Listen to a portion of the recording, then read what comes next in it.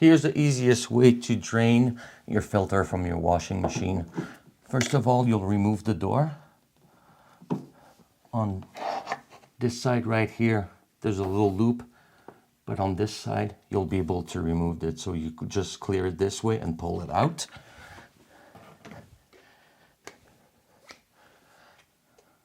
I made a little drying pipe that I just put around here.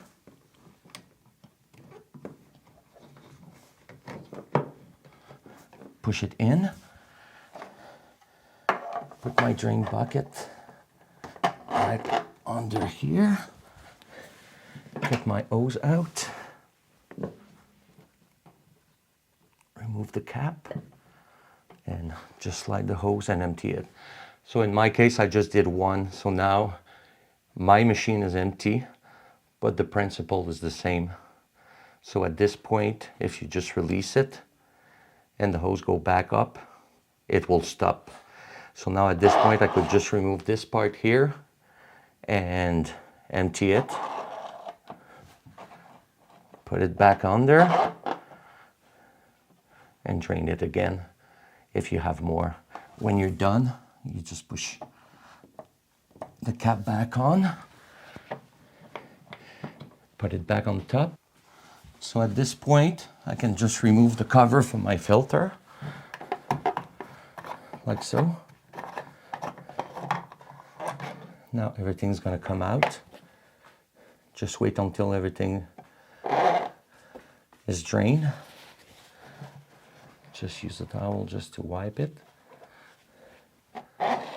Remove it, clean it. So now in my case, it's a Samsung, so I have a little notch here. So I'll match the notch like so with the bottom one.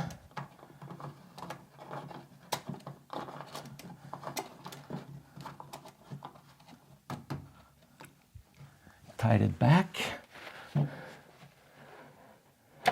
Clean my pipe again. And now I can just pull it. And the rubber piece, there's a little tab at the bottom that you can just pull. So now I can put that aside, remove that little drip with the towel, put back my door back in, close it, and I'm done. The entire system works without tool or any glue.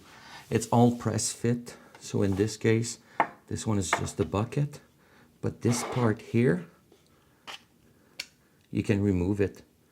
So after a few times, you might need to clean this track right here. And after that, to put it back,